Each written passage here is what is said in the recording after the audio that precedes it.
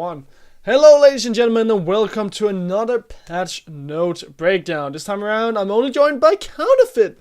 The good. Only? The only. Only? Yeah, we don't have a guest this time around. I think you should be extremely pleased to bask in my presence. Bask. Well, Bask. to be fair, you are here every week, Counterfeit. So it's not like Well, it's we have not patch like notes every week. well every second week then, but it's not like it's To be a fair, it's I'm here every week, but just one of those weeks I'm just staring off at a wall for the entire time. every week you're like, wait, there's no patch notes this week. Anyway, let's jump into it. It's patch 9.9 Counterfeit. And first up, we do have a bug fix. Fixed the bug where Yasuo's Q Steel Tempest has no cooldown during its combo with E-Sweeping Blade. Yeah, that's When he weird. switches his camera perspective. That's very specific. What? I didn't hear about that, but I imagine it's a relatively game-breaking bug that they fixed, so It's, hooray, I guess. it really sounds game breaking, but it's also very specific. Like who in their who in I would tell the you, world? you've seen a video of somebody doing it on YouTube because they did it by accident once and they're like, wait, what? It was probably part of the game for quite a long time, but no one just did it by accident. Yeah, And then maybe. someone did it. And it became. Someone posted a YouTube video about it if they were particularly irresponsible. If not, then they probably just told right about it directly. Okay, well, Aatrox, kind of it. Give us the breakdown on Aatrox. What's happened? So, this whole patch is about fixing champions with problematic play patterns. So, it's taken an inordinately long time for Riot to get onto this. With how long some of these champions have been in the game in this form, Aatrox is merely the first of multiple champions who will be getting this kind of gut their problematic play pattern and give them a bunch of compensatory buffs, which it's very unclear if those buffs will be enough, Yeah. or if they're just kind of, to make you feel like you shouldn't just give up on a champion straight away, even though maybe in some cases you could be justified in saying that. Yeah. It's like trying to fix a hole in like a wall with some duct tape. At some places, I would say. Well, I would say that even though it's easy to see it in a negative way because I feel like it's definitely a kind of a bit of a blind grab as to how much to buff each of these champions since they're fundamentally changing them. Yeah. But at the same time, even if these champions are bad in this patch, I think where Riot want to get to is that these champions are no longer problematic. And then when they're no longer problematic, you can buff them more or less freely because they're not doing the things which are really obnoxious. So in Aatrox's case, that's having a free revive with free, basically unconditional revive, which Yeah. the only thing only condition was that it got better under certain circumstances. Yeah. So to give you guys the breakdown, his passive has been changed so that it heals Aatrox. His Q cooldown has been adjusted, that damage has been increased. His W now still slows, but it has been flattened and the cooldown has been increased. E heal trigger adjusted, revive no longer baseline effect on R, takedowns now extend R and actually enable the revive, and the movement speed has been adjusted. Also, healing has been increased. So, all in all, there's a lot of changes. And if we just start from the top, if we just start at the passive, what I'm seeing with this is that they're trying to take the problem, which is his healing, and make it somewhat of the old Aatrox, where you had to change the Q. If I remember correctly, you could change between doing extra damage or getting healing. Oh, it's his W, yeah, but yeah. Yeah, well, whatever. It was part of his auto attacks where he would either heal or he would deal extra damage, and now they're just making it so that he heals passively for X amount of health, and now that's for 5 to 10% of the target's maximum health that he will heal every auto attack. I think, generally speaking, I feel like this whole sort of mini rework is essentially just a way to encourage Aatrox to get stuck in. Because, so for this passive, it's the cooldown is cut down a lot, but if you look at the cooldown refund section, you're gonna be getting it for every time you attack. So it encourages auto attacks to actually be a thing for Aatrox. And I think it's something that is quite easy to miss on this one. Is it's 2 seconds per attack. So again, you're incentivized to attack people. It says all ability hit on enemy champions and large monsters, but also and per champion hit with the edge of the Darkened Blade, which suggests to me, though this might just be poorly written, that if you hit someone with the edge of the Darkened Blade, you are also hitting them with an ability. Yeah. So that's 4 seconds off of the cooldown. And we're looking at an extreme, like if you're weaving your auto attacks through your abilities, you're looking at bringing the Deathbringer stance up very, very quickly. Yeah. Like if you're in the midst of fighting somebody. Yeah. So I think that could be a lot stronger. Yeah, that's definitely a good point, Counterfeit. And considering how low the cooldown is nowadays, you have 10 seconds reduced cooldown on that. It could be up pretty, like, very often. If you have like. If you can auto attack every second, then you need 6-7 seconds to get that passive up again.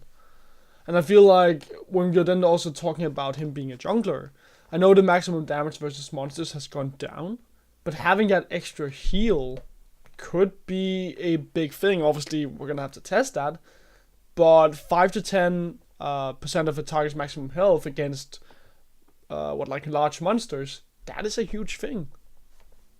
Well, if you think about how he's going to trade, it's like, if we assume that, if it's 2 seconds per attacker ability, it's not unreasonable to think that he can get 5 cooldown refunds in a given trade. Yeah. So he can bring out the Deathbringer stance at the beginning, because that's going to just be off cooldown anyway, to do this effect once. And then by the time at the end of the trade, it's not at all unreasonable to think that he could have brought it back up again at that point. So he starts and ends his trade with this, whereas before I don't. Oh yeah, that's true, because I forgot about the ability, or it refunding when you are hit by an ability too, because that's very smart, Peter. That yes, you can auto attack. Like as I said, you need 6-7 seconds if you're just gonna be auto attacking, but also with in a trade, you're probably gonna be hitting the Darkened Blade, the Infernal Chains. Ideally, yeah. So that's 2 seconds you pull off of that. So you need now 3 seconds of 3 auto attacks and then those 2 abilities, and then it more or less should be up, because it also clocks down during that trade. Yeah, I think it's ideally that he's gonna. I mean, this is the whole thing with all the changes to champions. Is ideally he'll end up playing more like I think that maybe they intended him to play, rather than kind of how they made him play, or how players ended up playing him optimally. Yeah. Which was to be just as obnoxious as possible. Yeah. Well, for Aatrox, a big change has also been his World Ender. So now you don't revive instantly if you go down. You have, at least this is how I'm understanding it, and please tell me if I'm wrong, Peter. You need to kill someone in order to revive. Because it says takedowns extend World Ender by 5 seconds, refresh its movement speed, and allow Aatrox to revive upon taking lethal damage while World Ender is active. So I understand it as you need to kill someone in order to activate the part of his ult. You need to get a takedown, so a takedown is a kill or an assist. Well, so that's a lot easier to pull off than actually having to kill someone. Mm-hmm. This is particularly important in the context of you've got the extension of the general effect by 5 seconds, and getting the revive. It's also worth noting that the movement speed change has been hugely changed.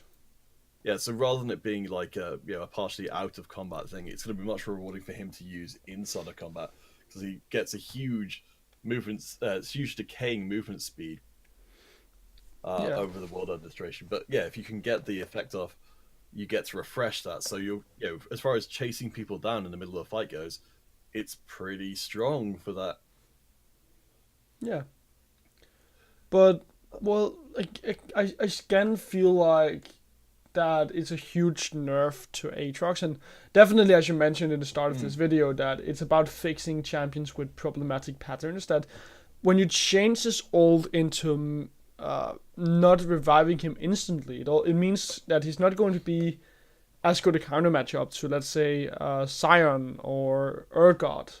these huge bullies that you can just activate your R on, and then they're not gonna have any kill pressure on you once you actually get low.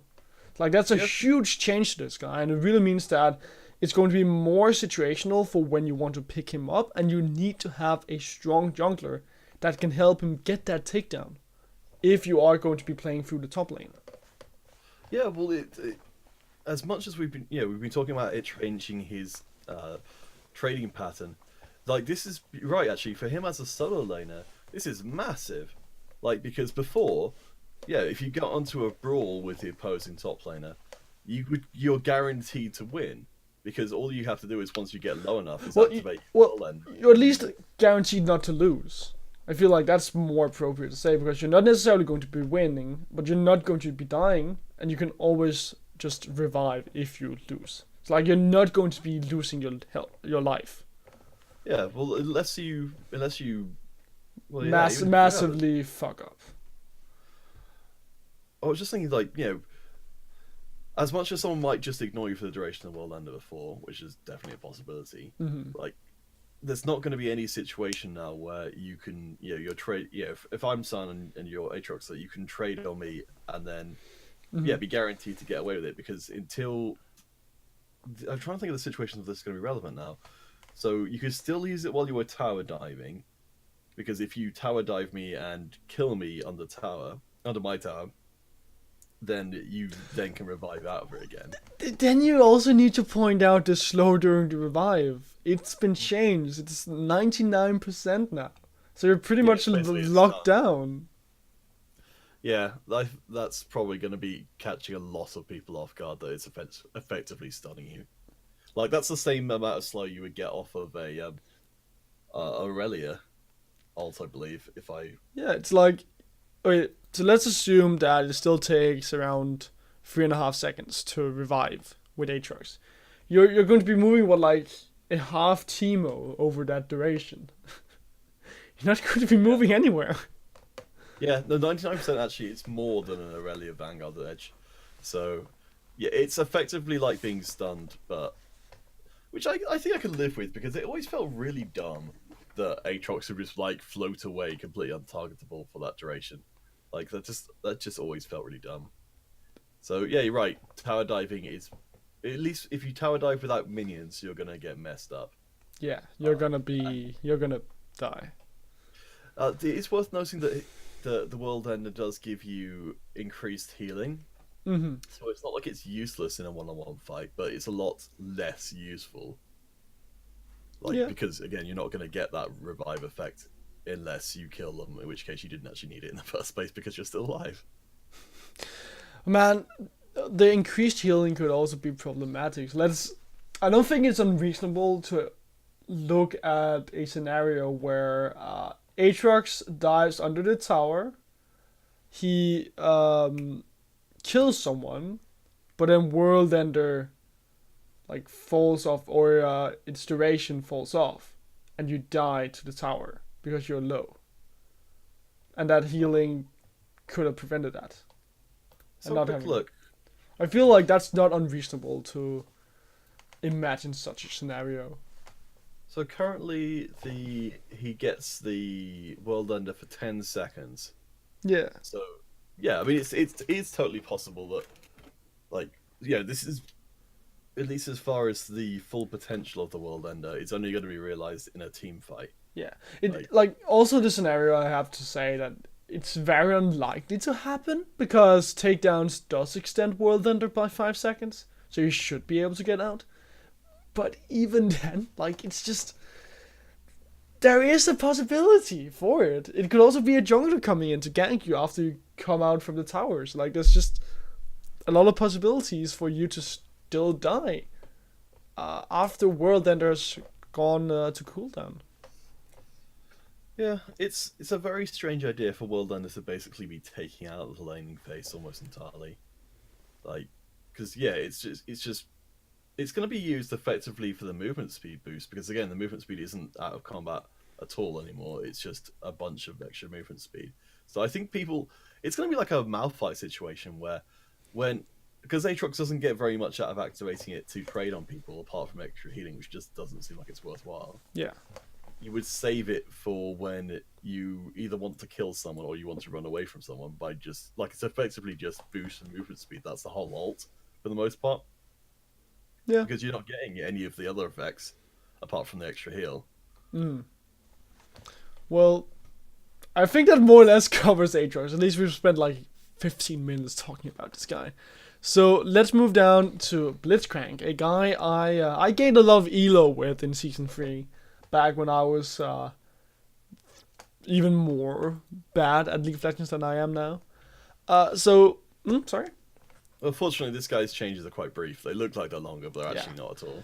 Yeah, Like, basically what you have to look at is his R. So instead of it just being randomly targeting minions and sometimes killing random minions, like I can't tell you how many times I played a game in the bot lane where my Blitzcrank support has stolen a big minion with his ult. Like, I can't tell you how many times. And now that's not going to be a thing anymore, because now he marks targets when he hits them with his basic attacks. his ult pass was one of the most outdated things in the game. Like, I'm really glad they got rid of it because it was just stupid. It was meant for, I feel like, solo lane Blitzcrank, and no one played solo lane Blitzcrank anymore. Yeah. When was the last time you saw a solo lane Blitzcrank? I feel like minus Season 4 with SOAS or something. To steer it a little bit back onto the bottom lane one, like you're getting half the damage you would have gotten otherwise, but you get to also decide where it goes. Yeah. So I feel like it's much for much. You more or less end up in the same amount of damage done over a given amount of games. I'm very, very glad that they've gotten rid of something that's quite as dumb.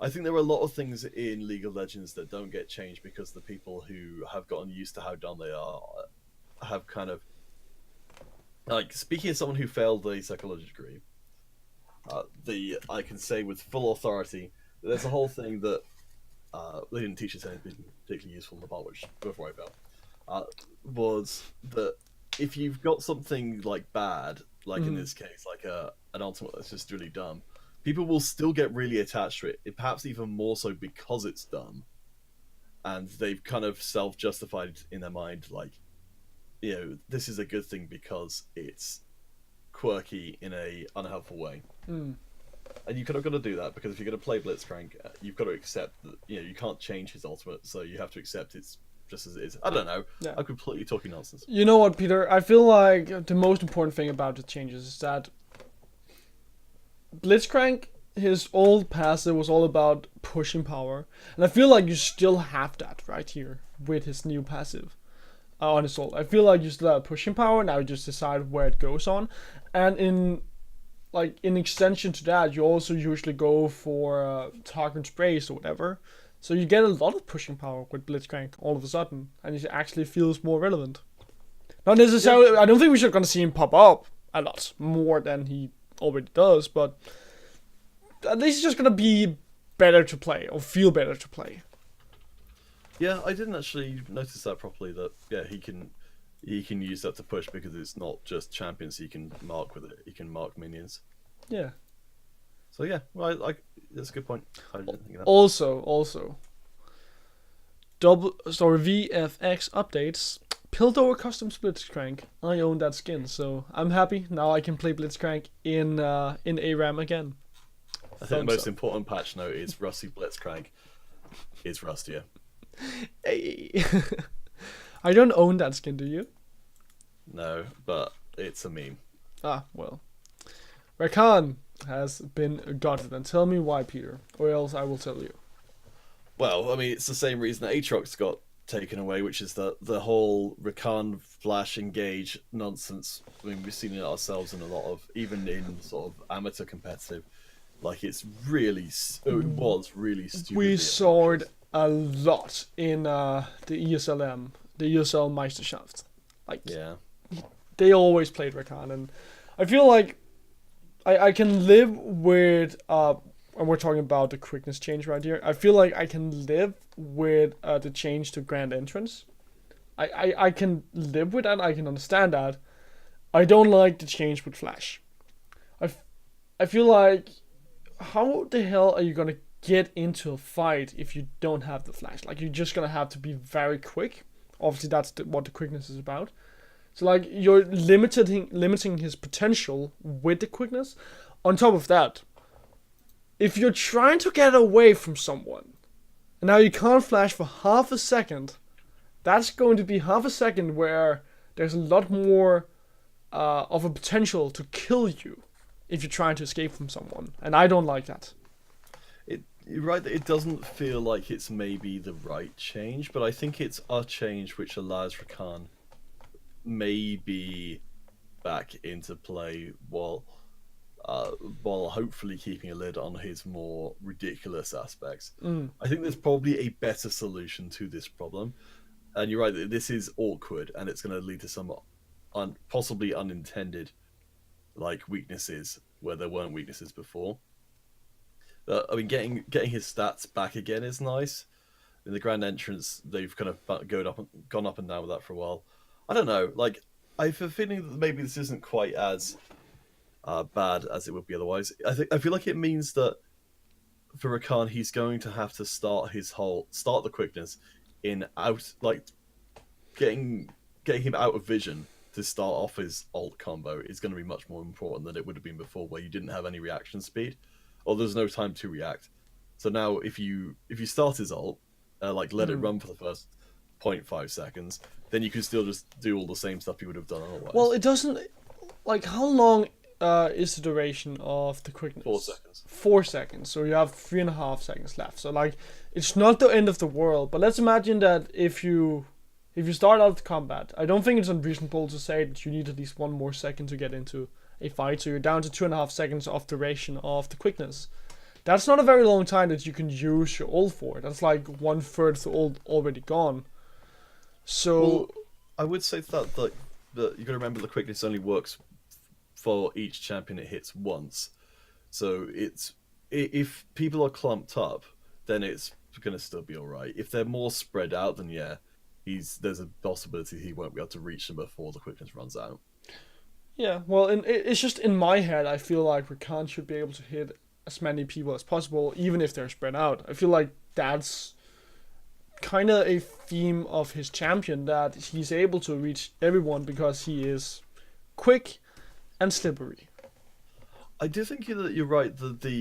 What they could have done here was they could have pumped 0.5 seconds onto the quickness duration, like in general. Yeah. So you take away the problematic aspect, which is the problem here is that you've got the quickness into grand entrance, like combo or the flash, which is very, very hard to deal with. But yeah, you're right. He probably does need to get a little bit more time on the ultimate to account for the fact that there's a distinct possibility that Rakan play pattern is just sit there for half a second until you can grand entrance or flash. Like, because I think a lot of the times when Rakans were engaging from out of vision anyway, so that you wouldn't even know that they were going to do it. Yeah. But yeah, I think that's a good change to give to Rakan. Yeah. But let's keep buffing him. Obviously, let's just see how it works out. I'm not a fan of the flash change, or the flash change in his ult. I feel like grand entrance is good. I like the changes to his base stats. Let's see how it goes. Let's not doom him quite yet. Soraka, however, so what they're talking about here with Soraka, they've changed her Q, the cooldown and haste, they've empowered her heal for ally and self-increased, damage has then been decreased, her E cooldown has been decreased, cost now scales, and damage decreased late. So basically what the problem with Soraka is that, again, we're talking about problematic play patterns. Her E, you can poke easily with Summon Ari and her E, and just put down a buttload of damage onto an AD carry without any magic resistance. You can take them down to like 0 health, and you can do that as Soraka only. You don't even need an AD carry there to tear down the enemy AD carry, and that's problematic. So that's why I feel like the best change that they're putting right here is not necessarily taking away the damage from Equinox.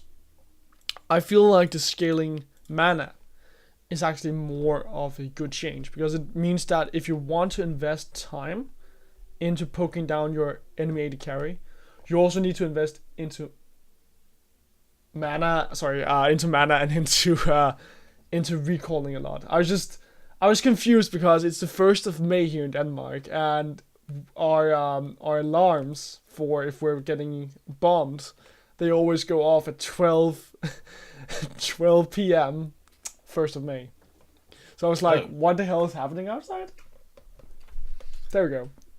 That was why I stopped in the middle of my sentence. Like, yeah, the E max stuff just seemed to be pretty obnoxious. Like, I always kind of say with the changes to the patch notes, like, they're carrot and sticking here, which is, the stick is that Equinox, like, they're directly punishing you for hard leveling it. I generally don't know, though. Like, even though it's less damage and it costs more mana, they've actually reduced the cooldown on it. So I'm thinking that, like, maybe they haven't done enough. Like, they might have actually just made it so that people spammed it more. I don't know. Like, you're doing it a little bit less damage, but, like, I just generally don't think that difference in terms of mana cost is going to be that major at, at the point where you can max it out. Well, I can see where you're coming from, Peter, but I would then argue that just because something is bad right here as Equinox, I don't feel like you should be dissuaded away from using that strategy. It's like, you should be allowed to max E, but it should have a downside, and right here the downside is less damage and more mana. But I feel like for the Sirakas who don't max the E, they should also have an upside to it not really being, or it being worse now, and that is having less cooldown on it, so you can open up for more ganks, for more roaming, and basically for more playmaking. I would say on top of this as well is I remember when Equinox initially was added onto Soraka's kit and thinking this seems was that her rework? Yeah. What used to be her E? Her kit used to be completely different. It's not worth going into because I can barely remember it, and it was just a completely different kit. Like, she could give people mana, she could give people health and stuff. It meant that you could take her into the mid lane as a solo lane, and she could give herself infinite mana, she could give herself infinite health as well. Like, it was very, very dumb. Yeah, I remember mid lane Soraka, but I don't remember her prior to her rework. Honestly, it's not worth going into because it's not a thing anymore. The star call changes is kind of fun. Like, you get a lot more healing out of it than you would have previously.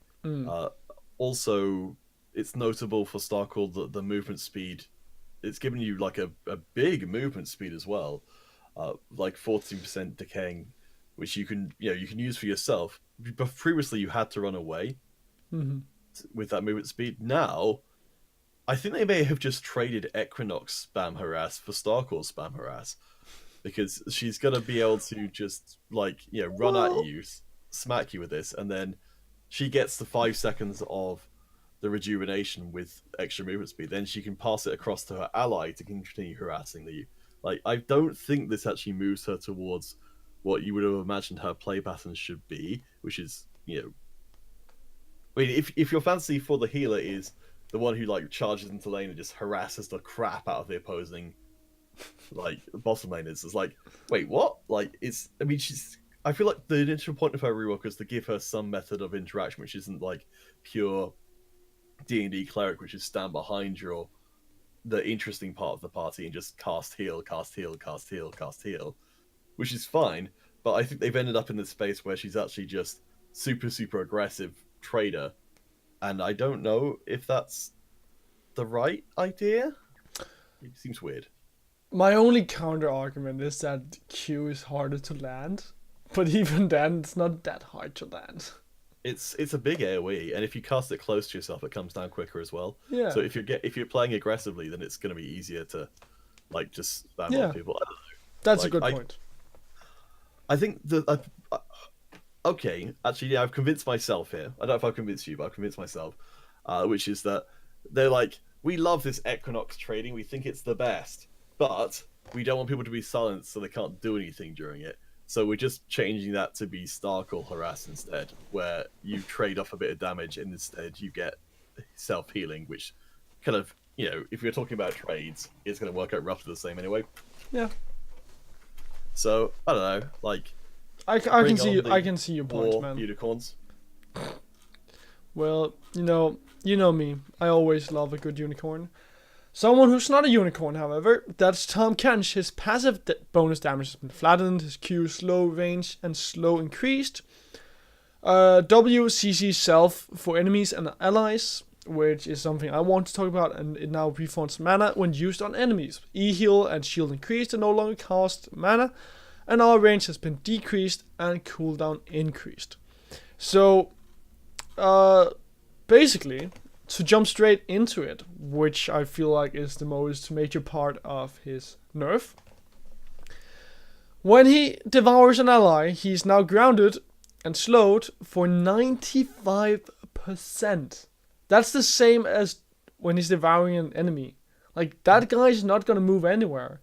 And I honestly feel like that Tom Kench is not necessarily dead, but he's not going to be as strong a support in terms of making sure that his AD carry survives as he used to be. Like, you can still use Tom Kench if you're going up against, let's say, a Draven Leona lane. If you're going up against a Draven Leona lane and they're just going to be looking to burst you down, then having Tom Kench could be valuable because he can ease you up and make sure that you're not hit by that CC. But besides scenarios like that, I feel like there's better options to go for, like Soraka, like a Braum or an Alistar. They can basically do the same. Well, I mean, this falls into the whole idea of trying to deal with problematic champions. I guess to expand on that idea a bit as well, like when we're talking about problematic champions, we're talking about problematic champions in pro play for the most part. You know, that's kind of, while these do play into solo queue, I think it's mostly the pro play problematic ones. You're right. I think this narrows down the window where Tam Kench is going to be useful a lot more to, again, trying to get him closer to maybe what they had intended for him, which is that he's very, very good against targeted effects and things like that, you know, like the Nethergrass from Alzhar. But it removes him from being just generally useful against everybody because you can run away with your ally, which I always thought was a really weird effect that he could do that. So yeah, I'm into it. Like, again, there's a bunch of other buffs with him to try and get him up to usability, and if it's not enough, then he'll just get more. I'm not 100% into it and 100% convinced, but I can see where you're coming from, and my only counter argument would be that devouring an ally should give you more benefits than devouring an enemy, right? And right now, devouring an enemy gives you more because you don't get the extra movement speed like you used to when devouring an ally, and right now you get mana refund when devouring an enemy champion. So I feel like I would say that you indirectly you do have a benefit from devouring allies, which is you don't have to stack up 3 stacks on your ally to do it. Like, yeah, it's a lot easier to do. It's the main difference. I feel like the way you could approach this change would be to say, okay, we don't want him to move as fast. Let's give him a 55 or 50% slow when he's devouring an ally. Simply make it so that he still gets the benefits, or it still feels good to devouring an ally, but you, as you say, aren't as good universally. Well, way I think about it is, we can tell from these changes they just didn't want that to be a thing anymore. Yeah, and I'm okay with that because as well as all this, like, you notice that the changes are that he's got more health. That's a lot more health. Admittedly, his health growth is very minorly nerfed, but whatever. And like, his thick skin is also better as well. So if you think of it in this way, in that while he can't run away with a friendly champion, he is, I would say, substantially tankier than he was. Yeah. So he's they can take shelter inside of him. Yeah. So he's basically like I'm not sure if any of viewers get this, Peter, but he's basically like the Scorpion tank or whatever it's called from the CNC Rivals, the one that can like burrow. Oh, the tick tank. Yeah. Yeah. Well, let's think. I think this is probably more what they intended for him, which is not that he can just get people out of trouble. It's yeah, that he so provides a bunker. Yeah, exactly. That he's a moving or a walking bunker, basically. I think that's a lot less problematic than he's a like an escape hatch where you can just go through. It's a lot more boring. Like, it's very boring. It's more mechanically straightforward, yes. Like, I think it's like ultimately, I think it's better because I would counter the boring argument by saying, but if you're providing a bunker, then the opposing side can interact with you. Whereas if you can just run away with your lane partner in your belly, then they can't interact with anymore because they used all their stuff to get your lane partner, and now you just ran away with him. Okay. So that's my counter argument. I feel like again this is probably a good thing for him overall. And as you've highlighted, the Abyss of Voyage gets pretty gutted though as another nod to pro play use. Well, it gets gutted in the early game. I feel like 4500 range is big in the early game, but having 8500 in the late game, that could be crucial.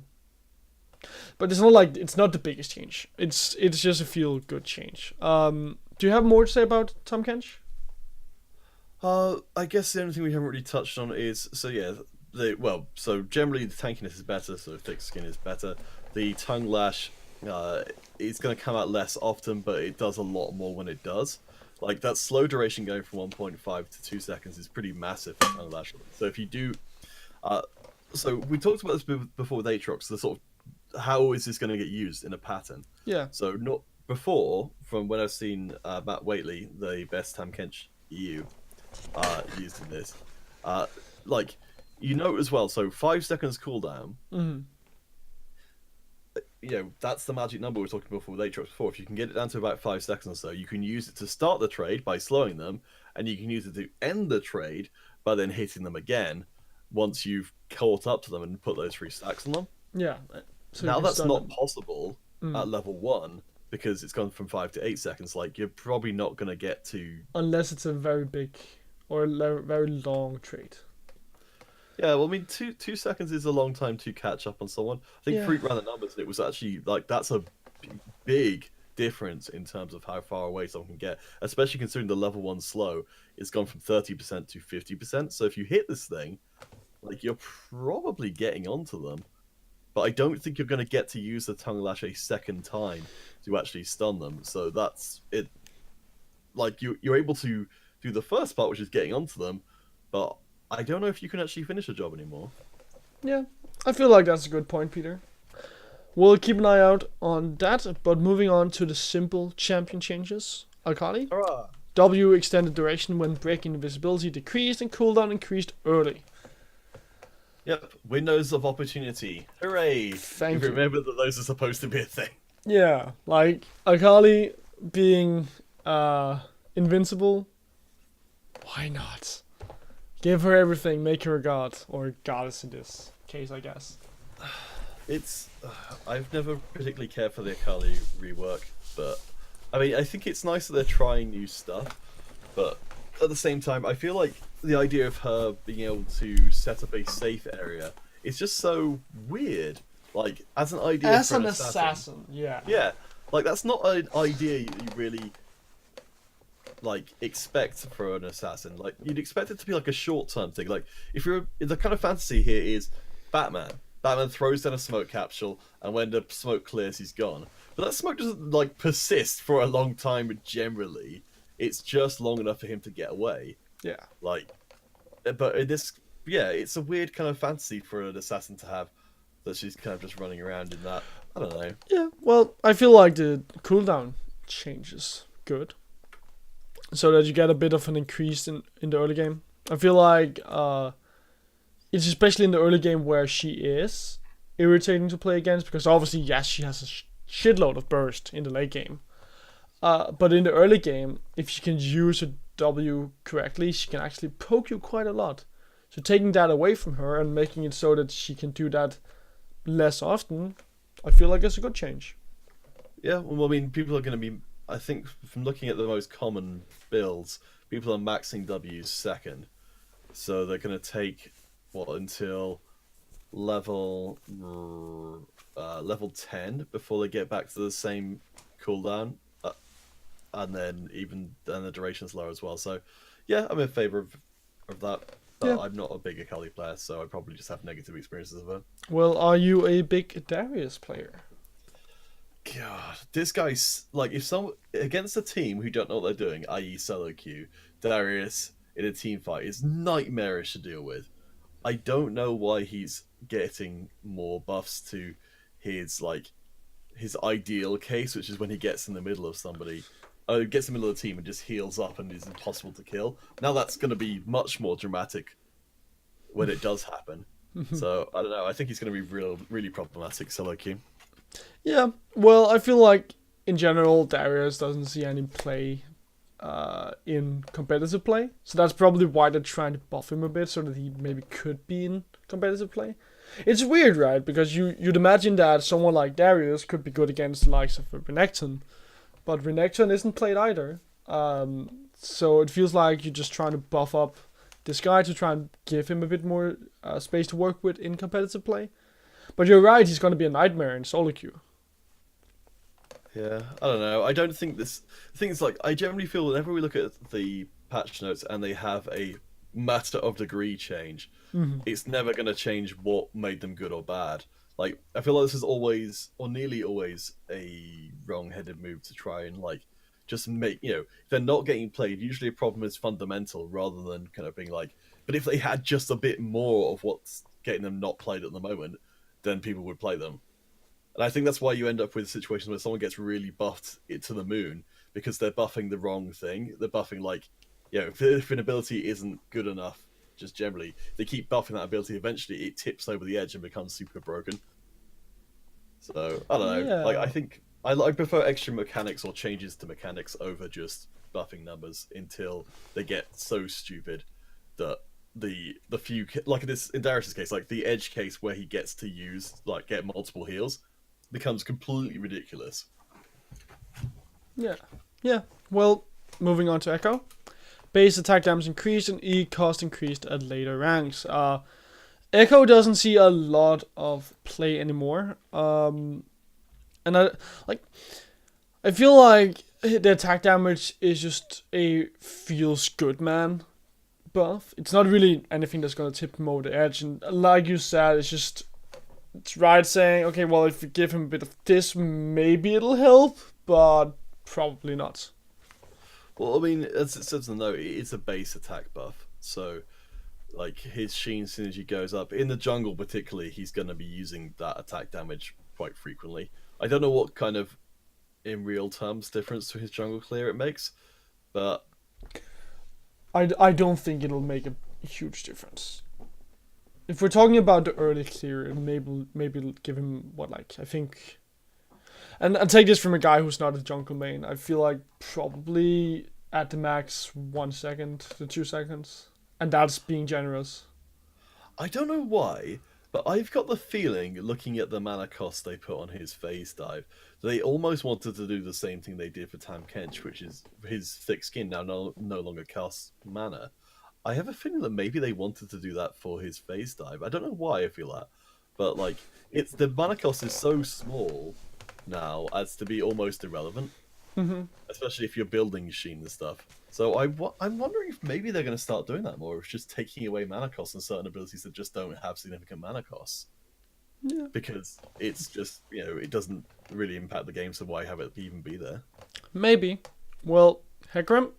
Q bonus damage decreased and E min and max damage decreased later. Hecarim has been seeing some play in the top lane, especially in 9.8. And it has been a lot to do with, I personally feel like, vision.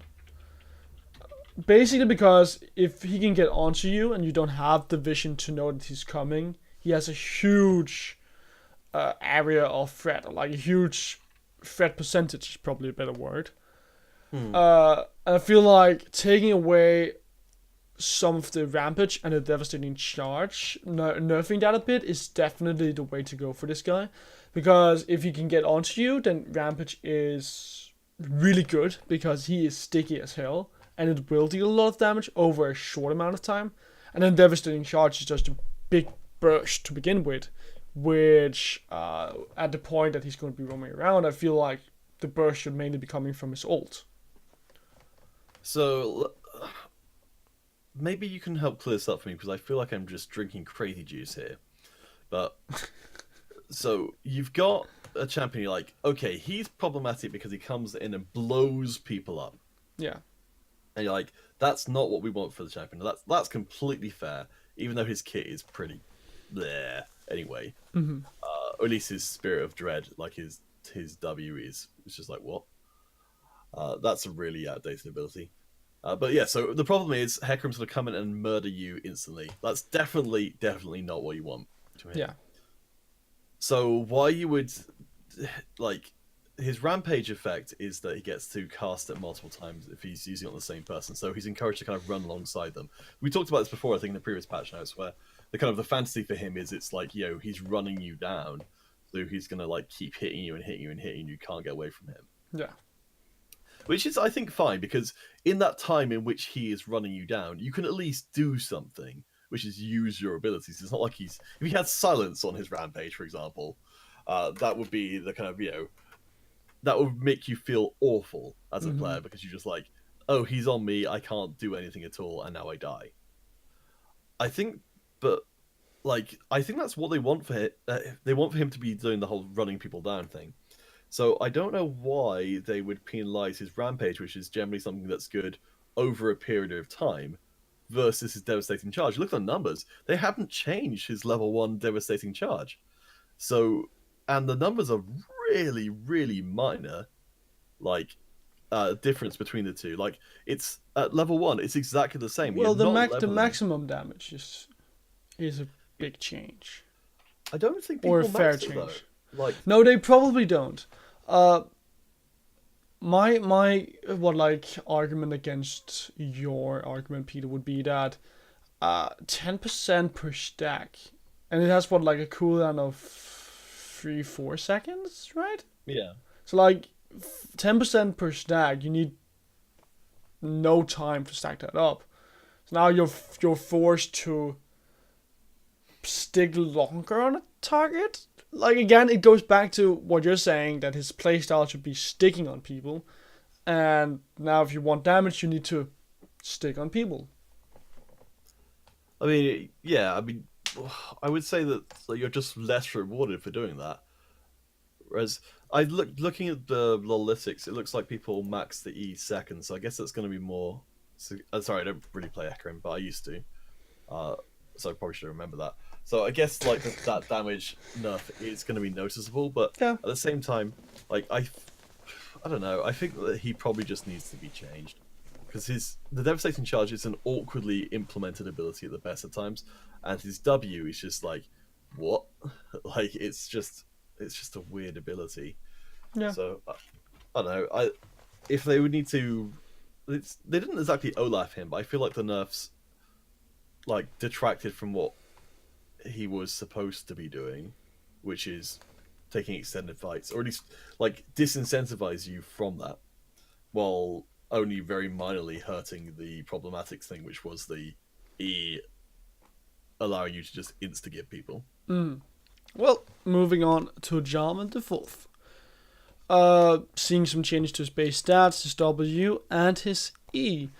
I feel like W, good change. As a jungler, he's very good at ganking, and he's also pretty good in team fights. And you should be punished for jumping into the middle of the enemy team, and now you're being punished by not having as big a shield per enemy. So I feel like that's a good change. I feel like the Dimension standard is a weird change, because it's only 1 second. It's not going to make that big of a difference. But the W is the one that you really need to talk about. Well, we were talking about... I was complaining about, matter of degree changes, and this is absolutely, the matter of degree change, but they just want to make him a little bit less strong. So, I mean, all those base stats is literally just clean up. Yeah. It's not a real nerf. The numbers are just very mildly. I don't know. I'm generally not sure that Jarvan even needs the Aegis effect in his kit, which is basically you are rewarded for jumping in the middle of the opposing squad, which is I yeah. I I I feel like you should be rewarded, but not as heavily as you used to be, because the golden ages. I feel like when you get to the point where you're jumping into people, you ought to have at least two items. So you're gonna have a lot of maximum health at that point. And I don't think it's unreasonable to say that you're going to be proccing it on 2 to 3 people. That's nine percent maximum health of a shield extra on top of the base shield. I feel like having 4.5 is more reasonable, so that people can actually kill Jarvan before his team catches up to him. Yeah, it basing itself off of his maximum health always kind of struck me as a little bit strange. Like, I wonder if it would be substantially different if it was just based off a flat amount. With the bonus, like something like a reverse Locket of the Iron Solari kind of effect. Hmm. I don't know, like because this is a thing that directly incentivizes him for building more tanky and sitting around in the opposing team, which is, I mean, I'm kind of okay with, but again, he's not a champion who's had his kit really substantially change for a very long time. Well, he's still the same, isn't he, from when he got released? I think he might well be. Yeah. Like, I don't I think remember any changes to him, at least. like people, he's still a very strong jungler, and that's why I think any kind of nerf to him is probably fine. Like even if it's only relatively minor, but I think they could maybe afford to go back and take a pass over him and just kind of try and address his core ideas a bit more, Yeah. like cleanly. I don't know. I'm not really sure. Alright. Well, moving on to Canon, this should probably be short. Peter, can you agree with me that it is a bit weird having bonus armor and magic resistance on an E, which has like a cooldown of 10 seconds? Yeah, I think this is really good. Like It makes more sense to put it on his ult because you're gonna be diving hard with the ult anyway. I mean, I would say that this is probably even worse than it looks for him in the sense that, for a large part of the Slicing Maelstrom, the enemy are going to be stunned anyway, so they're not going to be even hitting you. Hmm. So, like, this is pretty major. I mean, I'm in favor of him not having the ability to run away at high speed while also basically being not quite invincible, but pretty hard to kill.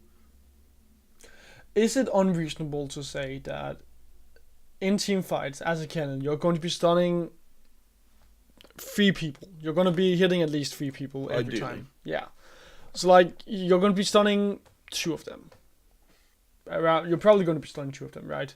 So there's still going to be one guy that's going to be hitting you. Like, having the extra bonus armor and magic resistance, I feel like is good for the Slicing Maelstrom. It gives him more team fighting power. And even then, when we're saying that he's going to be on 3 people, there's still going to be 2 people that could potentially be hitting him outside of the Slicing Maelstrom.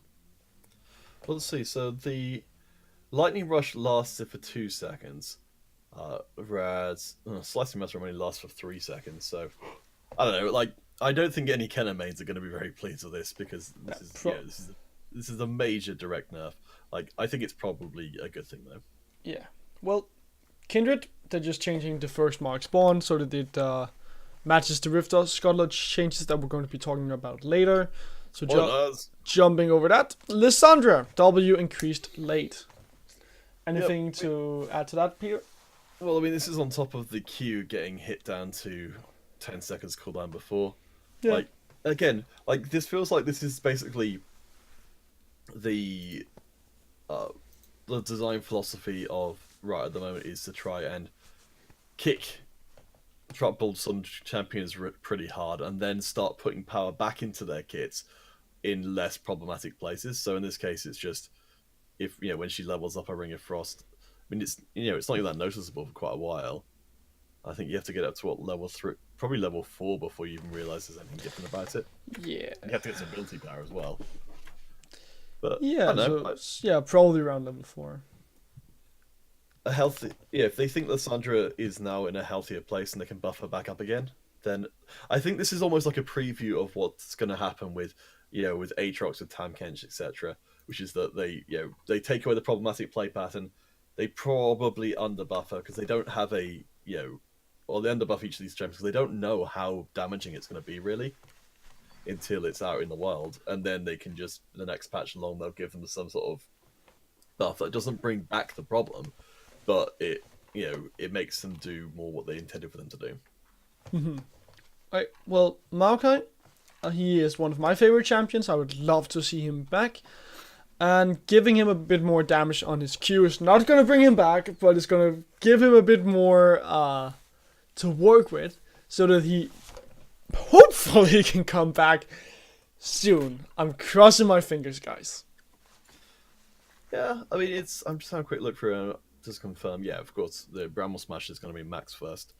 I was just checking to see if I think the W got kicked pretty hard at one point, so it was no longer like the. Well, his E got kicked hard as well because it doesn't deal damage anymore.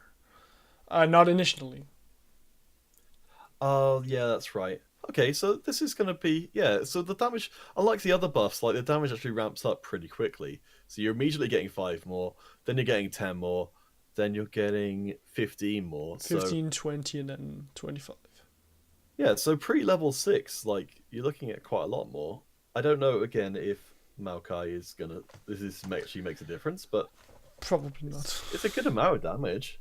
Yeah, it's a fair amount, but it's like... It's the same with Lysandra. It's like 5, 10, 15, 20. It's not a huge change. It's a good change. Well, I guess the difference is that, well, presumably at least, is that for Maokai it's on his primary ability, for Lysandra it's on her secondary ability.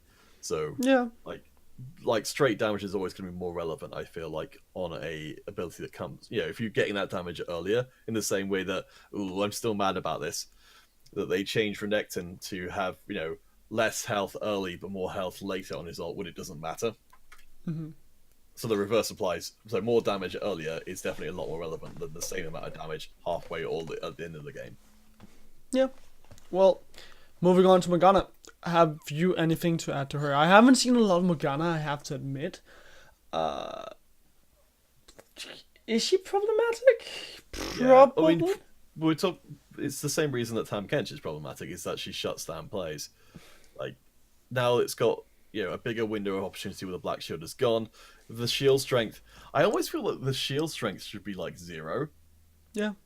And then it's just like, it's there to block an ability, but if somebody can hit you... So you want it to be a spell shield. Yeah, it's because, I mean, that's basically what it's used for. Like, you could make the argument that it just takes out some of the complexity of it if it's just the spell shield. But I would say that you could just... If you take out the shield strength and put in some kind of other effect as well, you could make it a more interesting ability, which is more, like... I'd love to have more abilities in the games which are more like kind of skill check kind of things, where you're like, this is the right moment to use it, this is the optimal moment to use it, rather than just kind of... I mean, that's true to an extent, but it's because it has like generic power, which means that you're probably never super wrong to use it. And I like to narrow down the best use cases to be, really impactful. Yep, I can see that, Peter. I can definitely follow that idea. And then talking about someone that is problematic as well, Rek'Sai.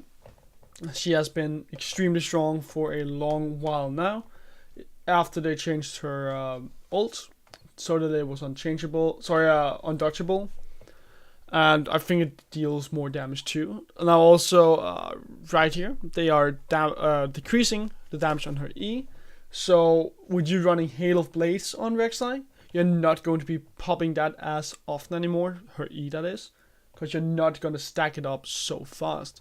Though I must say, I do think that taking away some of her damage on that E is actually fine, because you don't want Rek'Sai to be, I feel like, a duelist. You want it to be a bruiser. And taking away some of the damage makes her more of a bruiser in my head, because she's still fairly tanky and she still has a fair amount of damage coming from her ult and from the E, even though it has been nerfed, like 5 damage. Yeah, yeah, I know what you're saying there. Like from what I was seeing, like Rek'Sai is still super strong. Like this is this is definitely a tweak nerf. Like as much as there's a lot of numbers which look like they've changed here, I don't think this is going to actually It's fundamentally change it's anything. it's like 5 on the minimum damage, then it's 10 on the true damage. So it's not a huge change at all. So let's just immediately jump onto Shaco. Peter, I know Boo! you like Shaco. I think Shaco is atrocious design. I Not knew like you it. liked Shaco. Like I mean, to be fair, like it's more like a personal dislike of him rather than actually knowing whether or not he's good design. Because I'd love to learn how to do proper assassin design from somebody because it feels like he's like his kit is super old. Like, I mean, I think they've changed the way that it kind of works in some matter over time. Like, so it's not exactly the kit he started out with, but it's broadly is. Yeah. And I don't know, like I feel like they've done much better jobs with other assassins of this is the whole of my own knowledge which I need to work on. Is like because assassins serve a purpose in the game, which I assume from my current level of knowledge is just to make it so it's not always best to stack stuff onto squishy members, stack damage and no defensive items because if you put all of your eggs into the AD carry basket, the assassin can come in and punish you for that. So the fact that assassins exist at all means that the meta kind of works in a certain way. So I think it's good that assassins are in the game in some fashion, but I feel like it's always been difficult to get them to the point where they're not just Rengar who jumps on your Ash and just instantly deletes them. You're like counterplay, or Shaco. He's very satisfying for the person who's playing him. He's horrible But to play against for the person who he's murdering or running, even just running away from. well, yes, I hate Shaco as well. But then to go back to the actual changes, it's Oh yeah, the real change should be just delete him. But the actual change is that sweeping lens doesn't destroy him, which is a shame because I'm in favor of anything that does destroy him. I'm down with the changes. I definitely agree that you shouldn't have such a big counterplay to Shaco, just from having the sweeping lens. But I also agree with you, Peter, that Shaco is the worst champion ever, and I fucking hate him. Like, As an AD carry main, I have never felt as much pain, and I've been killed countless of times by Rengar. I've never felt as much pain as when Shaco comes from behind me and instantly deletes me. seriously, Shaco could definitely use a total rework. Yeah. Like his whole thing is just it's an exercise in frustration. Like the Yes. Jack in the Boxes are there to be invisible. Like just oh god, it just makes me so angry. Like like see, this is when I can get passionate about something. Which is like you walk into something you can't see, and then you also then can't do anything about it. Like come on, like that's just awful. And like Shaco being able to teleport and jump onto you, which again, like you can. I like that a little bit more in that if you pay attention to the bushes, you can see his kind of puff of smoke go off. So at least there's a degree of you can work around it. But when you're trying to chase Shaco through the woods or whatever, like it's just oh god, it's just so like there's elements of interesting design in there. Like, what are you trying to do with him? Like, are you trying to basically make him into LeBlanc where he's a deceiver? In which case, let's go full in on that idea and just have it be like I love the idea of him sort of being a bit like a sort of Warwick sort of LeBlanc kind of character where it's like you're in the jungle and suddenly he's all around you. You don't know where he is and he's kind of like he's coming to get you. And it's like, okay, we're going full creepy clown kind of Freddy Krueger kind of idea in here. It's like, okay, let's build in towards that. But at the moment I just feel like his kit is just a bit all over the place. Can we because move on, Peter? I know I'm so mad. Like, I don't know. I just hate Shen! I hate Shen! Talk about Shen. I mean, there's not very much to say. It's just a very like the attack speed ratio going up. I think that's the attack speed growth that he's getting because attack speed ratio like isn't really a thing, is it? Like No, probably growth.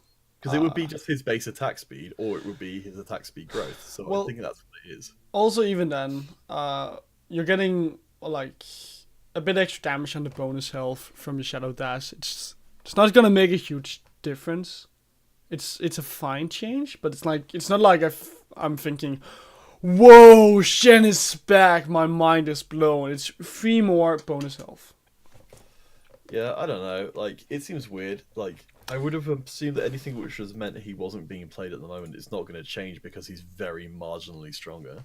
Well, Peter, let's move on to the second to last champion, Silas. I know you love that guy. I know you think he should be deleted. I honestly, like, I feel like they made a... Okay, so this is going to sound negative, but it's not. With Silas, they made an enormous amount of mistakes with him. But Yeah. I think that's a really good thing. Like, I think it's a good thing in general that Riot are going out and making mistakes with their champion design, because if they're making mistakes, they're trying stuff that's new. And the fact that it turned out that nearly every part of it was bad, is ultimately a good thing, because it means that the later down the line they'll come out with they'll either fix Silas to be a better champion. So at the moment they've dumpstered Silas fairly badly because he's so obnoxious, and now they're trying to build back into the we could almost say Silas is this patch. He's the guy who's been dumpstered, and now they're trying to put power back into his kit in ways which aren't just really stupid. Mm. I still think he's got stupid parts of his kit left. I feel like the whole heal on his W thing was just a bad idea. Like, I feel like if you just took that out, you could put back power into his kit in ways which were... Yeah, you could make his trading much easier to read, because you're not having to deal with, oh, also he's going to heal himself up, like, part way through this, so I have to calculate that as part of my training pattern. Like, yeah. I don't know. He's like Zoe. He's also a grab bag of abilities which don't really have that much connection to each other. Yeah, well... To touch briefly on the change, it's just a bit more damage on his W, so it's not a huge deal. It's like 30 more damage on the max stack of that, or sorry, the max level of the W, so it's not necessarily something that's going to be bringing him back. But to talk a bit about the champion design, I must also say that I have never been as hyped. I have never really been as little hyped for champion than I have been for Silas. Silas, I think, is incredibly boring. He's not really an interesting champion. He doesn't really bring, I feel like, anything new to the table. Even though he came in with an ult that could steal other people's ults, it's just been very... it hadn't had a lot of impact in the game. And it's just been very lackluster, I feel like, because people have been abusing his W instead, because of the ridiculous heal. I'm looking through his previous patch notes. So in the last patch, reminding myself now. So they hit his abduct, so his mobility ability, like, pretty hard. Like, they massively increased the cooldown. Mm-hmm. Currently, people are going for W max. Let's see. So yeah, they're going for W last, I think, for the most part. It's kind of split actually between W and E. Max second, so I'm assuming this is going to push people towards a W max second quite a lot. I don't know if it'll push them towards W max first, because that's quite a lot of damage that you get as it goes. So you pointed out before, I think this is a thing on a lot of patch notes, they'll have the same change made to a lot of different champions. So we've got like 10 damage, 15 damage, 20, 25. 25. So yeah, like, maybe it certainly seems like it will push you towards W second at least, if not W first. Yeah, well, I can understand that. But now, so about the last champion, Volibear. I haven't seen him in ages. I would love to see him come back. I remember when I first started watching competitive play, Cyanide, when he played for Fnatic, came in and completely smashed everyone on Volibear. Would love to see him back. Will this bring him back? No. It's just a bit more bonus attack speed, but that's not the problem with Volibear. The problem is that he has no CC, no mobility, no damage. Basically, he's too old a champion in terms of design, and it's all about the youngsters now with mobility in the jungle. So again, we're getting into the idea of let's buff champions to be good in a specific niche. So in the situation where Volibear is good, which I'm sure exists, Extended then fight. he's then yeah, like then he's much better. Like that's a pretty major attack speed boost. Like especially because he's probably maxing his W first. Like that's I don't know. Like that's what. So we're going from You're getting so 5 more attack speed at the last level. You're getting like 25 instead. So you could be getting 75 instead of 60. I'm trying to think of what it would be for. Oh, wait, I'll just do. Sorry, I can't even do basic calculation with. So if we're looking like relatively early on, so we're looking at sort of 8 times 3. Wait, All right, while you do the math, Peter, I'll move on to the items. okay. So we have items. Hunter's Potion has been removed. Basically, what they're saying is the core of that. It's never picked, so it's not really needed in the game anymore. So they're just removing it to streamline the store a bit. I feel like Hunter's Potion. I'm actually not sure if I've ever seen it being picked really as of recently. So I can understand why it is being removed, though I must say that it probably limits more of the junglers that could go into the jungle. I could imagine some of the more niche picks could use Hunter's Potion. I think if it does turn out to be problematic, they'll find a way to, Yeah, they'll to probably fix it afterwards. probably. But yeah, you're right. It's 15% extra attack speed. That's a lot of attack speed for Volibear. It is, but he has Just to. getting kind of But mate, he has to stack it up. That's not hard. Like if Volibear's the thing is like Without you're right, mobility, if you can't get onto someone, you're not going to be if able you to can't stack get it up. up to someone, your attack speed doesn't matter anyway. Well, he can't get onto anyone. It's No, Volibear. I'm saying that in the situations where for whatever reason he can, that he is like 15% attack speed is ludicrously huge. Yes, Like but you this need is what I mean though. Like you're buffing the parts of the kit. You're buffing the small situation in which that champion is good. Like with the Darius thing, it's like in the situation where he is effective, he's going to be ludicrously effective. And I don't think that's actually necessarily a good idea because if people only say if it's like he's really really good against a certain matchup. And the only time he gets taken is into that matchup. But in that matchup, he's ridiculous. Yeah. Then you're just not going to see the people getting played because if he basically kills one matchup exclusively or like kills one kind of playstyle exclusively, then the fact that he's in the game means you can't play that playstyle. Like in the same way that Dr. Mundo means that at least seemingly seems like you can't play heavy AP comps because he exists.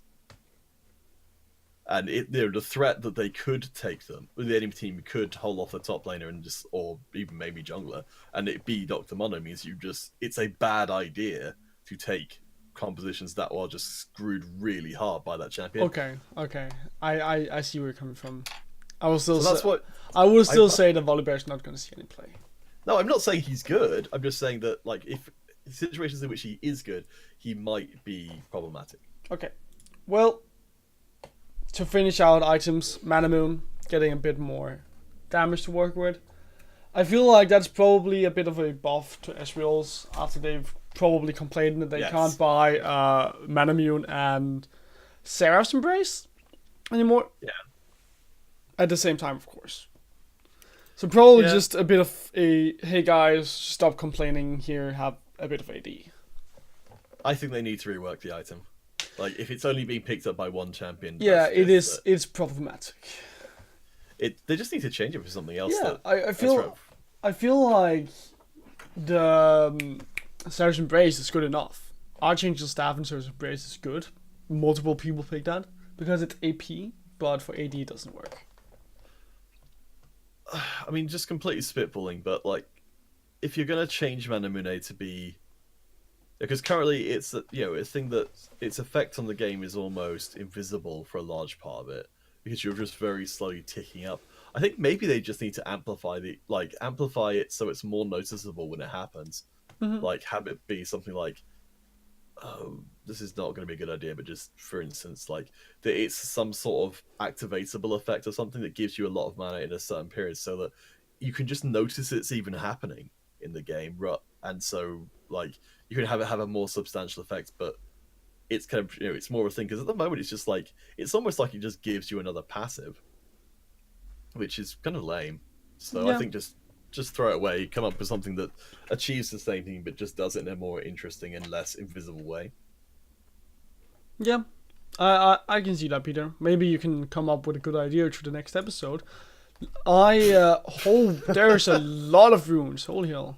I want to jump over VFX and SFX. So let's move to runes. Aftershock. No longer scales with level. Or resistances no longer scale with level and now scale with other bonus resistances up to a level-based cap. And damage no longer scales with AD or AP. Good change, removing that shit from Lysandra and giving it back to the tanks. I've got bad news for you. They haven't removed it from Lysandra. It's just less good later on. Like, I mean, I'm looking at Freak's video. I looked at Freak's video before. Like, while it does take a hit later on, I think it might not be as usable for everybody, because I know that like it was problematic for Riven and things up in top lane. Mm-hmm. It's still going to be very, very good early on. And if you're someone like Riven who wants to, get snowballing off of it, it's still 70 armor and magic resist. That's still enough, I feel. Like, it might be ludicrously enough, but it's still a lot. Yeah, like, it's okay. To be almost like it's a difference between like so it was 70 to 120, like very late game. That would be 50 more, but I still think the fact that you've got 70 bonus armor and magic resist is still enough to make it nobody wants to be trying to kill you while that effect is going on. Okay, I can see where you're coming from, and I actually completely agree with you. That is, at least in terms of Lysandra, is still going to be picked, though it's going to be having a bigger drop-off effect now that it doesn't scale with ability power. So you're just going to feel more bad picking it up for the late game. Personally speaking, just bring back the Grasp of the Undying. No, Courage of the Colossus? It's Courage of the Colossus, yeah. The one where... Because Courage of the Colossus was basically this, but it just didn't have the problematic aspects. I think it was too strong in certain respects, and that's why they took it out in the first place, but they basically just replaced it with even more problematic one. I don't know how well you remember this, but when Courage of the Colossus was a thing, it was kind of stupid. Like, I think they didn't put enough of a cooldown into it or something like that, so that if you went against Maokai in the top lane, he'd just be like completely unkillable. Yeah. But I feel like it's less problematic for tanks to be completely killable than it is for like everybody to be completely killable. You can work around tanks for sure. Yeah. I think the shield, the bonus armor and magic resist needs to I think they need to halve it. And then just make it either come up a lot more often or something like that, where it's just like it needs to be a bonus, but it doesn't need to, it's at the moment it's effectively like an invincibility shield for the duration, because if you use your abilities on somebody while this is going on, you basically wasted them, unless they're like if they're straight damage abilities. Yeah. So I feel like it's still more of a tank rune now because of the changes, but I can definitely agree with you that people like Lysandra will still be picking it up just because you still have the resistances, and on the damage it still scales with maximum health, and you're going to be buying proto build, so you are going to be getting extra health, so you're still going to be dealing a lot of damage. It's weird that they've really hit the bonus health. Let's see. So maximum health. Oh, so it's got they've given it more in terms. Yeah, of it's very slightly more. It's worth noting that supports who will be taking Aftershock are probably not building. This is something for free. They're not building very much armor and magic resist. So this is going to, relative to what it was like before, this is going to drop off quite sharply for supports who are using, which is, it feels weird that that's kind of casualty, even though presumably it wasn't problematic for them. I don't know. I still think it's not a good keystone in terms of game health. Yep. Well, then we have a lot of minor runes. Bone plating slightly changed. More damage will be blocked. I don't think there's a lot to add to that. I feel like some of these minor runes are not really seeing a lot of play. That's why they're That's why getting buffed. yeah, that's why they're buffing it, of course. But like even then, I don't think there will still be some of them who are just stronger than the others. Well, this is the whole tipping point argument. Is that unless it's super busted, people aren't going to play it because they'll just play whatever is super busted. Yeah, of course. Which is problematic for runes in general. That's if we go back to back when we had masteries in runes. That was also the problem. That runes that were busted, they would always get played. It would be AD or attack speed or lifesteal, and people would pick that because that was good. No one would pick energy regen because it didn't work. I thought the bone plating had gotten more changes than this, but actually, no, this is the first change it's gotten since it was introduced. So it replaced Chrysalis, which was the 50 health that turns into attack damage or ability power, which is always kind of weird. But yeah, this is literally the only change it's ever had, which is just buffing it up slightly. Weird. I thought at one point, wasn't everybody taking bone plating? I think during the start, people probably were. Yeah, maybe. I want to highlight, Peter. I want to highlight Ghost Poro and Magical Footwear. For Ghost Poro, I feel like a lot of people are playing with Ghost Poro. At least we're seeing it being played a bit more. I remember, I think it was in the G2 Origin series before the one in the semifinals. I remember a Ghost Poro surviving for like 5 minutes. Now, it additionally grants 2 adaptive force when a Ghost Poro spots an enemy. I'm not quite sure how that is supposed to be understood, because is it during like the 2 seconds that the Ghost Poro is still alive after spotting an enemy, or is it like something that you'll have as a fixed amount? I feel like it's a bit vague right here. Let's see. So I'm just gonna try and remind myself because it's kind of got a little confused in my head because so much of the Pyro stuff is Zombie War Pyro stuff is so similar to each other. Yeah. Right. While you do that, I also want to highlight Magical Footwear, because I feel like that is probably the biggest one right here. Magical Footwear has been a problem for a long time. Basically, you get free boots. You only have to wait, or you had to wait 10 minutes. And you got free boots, you got extra movement speed on the boots as well. And considering how important movement speed is in League of Legends, it was like the most busted minor rune. Now it's been changed to 12 minutes and 45 seconds. I still feel like it's very busted. It's still probably going to be the one you take, simply because free boots are amazing. But with 12 minutes being up there, it takes a bit more, or it takes a bit longer for you to get those boots.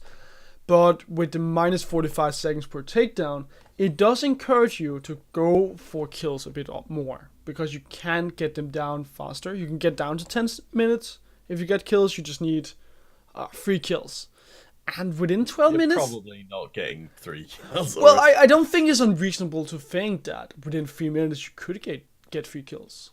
In solo queue, it's possible. I mean, yeah, yeah, solo 3 queue. takedowns. Well, as a jungler, you could probably also get 3 kills. I mean, given that it's going to be the case for everybody that this is going to be the place, but I think you're right that it's still not going to like put people off that much, just because it's too good to pass up. To touch back on the Ghost Pyro stuff, Yep. So I was just making sure I was getting that right. So there's a refresh on the Ghost Pyro as opposed to Zombie Wards. So that's the Ghost Pyro is what you get when your wards expire, but it's apparently it takes it does take a very long time for it to stack up. Just because, like, I think comparative to Zombie Ward, which is the which you get from taking down enemy wards, which is probably more the jungler focused one. But you can have it as a support. It's just it's not very easy to get that stacking early if you're a support. Yeah. Well, Peter, do you have or is there another minor ward, or sorry, not minor ward, minor rune that you want to talk about? Or like I've covered every minor rune. I like that they're giving some more options on the bottom level of the domination tree. So that's the Relentless Hunter, giving you a bit more movement speed, which I really like. I'm a big fan of running around the place. So that's like, I don't know how noticeable it'll be, but it's more. The Ultimate Hunter change is probably that's definitely one of the ones where they keep trying to buff it until the point where it becomes super broken. Mm-hmm. and I think that there's gonna probably be a champion, like I don't know, like I'm gonna say someone kind of stupid here, probably like someone like I don't know Pike or someone who can roam around and get these stacks up relatively quickly. That's gonna be like, yeah, the 25% cooldown reduction on your ultimate. Like that seems like that might be like, you know, I don't know if it's like a Carthus or something, but you put that on like certain champions, and I feel like that could potentially be ridiculously snowballing. Yeah, yeah, I can see where you're coming from. I don't really have a lot to add to that. I feel like you pretty much covered it. So the last change that we're going to be covering here in this video, Rift Scuttler now spawns later in the game. It spawns at 3:15 instead of 2. As a slight, or I kind of want to add to this because I feel like it's a good change to have this, because now it means that it is going to be spawning later, and that will make it so that there's a more diverse option of junglers that you can pick from. But with that being said, Papa Smitty tweeted about this yesterday, and I completely agree with it, that Skarner is probably going to see more play now, because his Spire, I feel like, if I remember correctly, like 2 patches ago got changed so that it reaches all the way down to the Crocs. So he can clear the Crocs, get level 2, go for the Rift Scuttler, and then, or I'm not sure if you get level 2 off of Scuttle, or sorry, off of Crocs, but you can clear the Crocs, go for Scuttle, and you would be moving pretty fast. Because if you already have the Spire in the river as well, then killing the Rift Scuttler is not going to be a problem at all. And that's going to be suddenly a lot of momentum given over to a Skarner. And then obviously if Skarner is picked, Olaf is going to be the counter pick. Yeah. Yeah, like I feel like it probably like this. I feel this is a pretty major change to the game in terms of how it plays, and I'm generally in favor of that. If they're going to keep the game interesting, then I think they do need to mix things around. Though, I suppose the flip side of that is I don't know if it's going to maybe affect how the. I'm just not quite sure how, because you're right that I was just having a look at what you were talking about with with what Pastor Nancy was saying, that I don't know if this is necessarily going to lead to less fighting around the Rift Scuttler as much as it's just going to lead to slightly later fighting around the Rift Scuttler. Yeah, well, that's not what I said. I think that we're still going to be fighting around the Rift Scuttler because it's free vision, and that is important for everyone. But it just means that certain junglers are going to be stronger around that point. Yeah, like, I don't know. I think it's going to be good. Like, when it spawns in later, it's going to give more golden XP, so I think it works out much the same. Yeah. Yeah, I'll be interested. I think it's probably a good change. Nice. Well, I think that's going to be the end of this video, so Peter. Hurrah! Plug yourself in, mate! You can find me at Counterfeit Cast on Facebook, Twitter, YouTube. Man, it's really good. What about Instagram? Oh yeah, Instagram as well. Yeah. I've posted pictures of cats and dogs, and now with flowers. And he's very deep. You write some deep thoughts on your some deep. I thought you were saying he was caption. very diva. No. Like, well, you have some deep captions on your pictures. Like you posted something about a flower, and then something about suddenly I'm here, suddenly I'm there, or something like that. Yeah, I wasn't sure about that one, but I'm glad it went over well. Like, yeah. I'll have to start putting more really amateur poetry with all of the pictures just to try and seem deep. Yeah, well, why not? Guys, you can obviously find me, as usual, on Facebook, Twitter, YouTube, Instagram, at Daedalus. So if you want to see more from me, go follow me. If you want to see more from Peter, go follow him. He's up there. You can also find our links in the description below. But obviously, with that being said, thank you guys for watching. Leave a like, subscribe so that you can see the next video. And we will see you next time.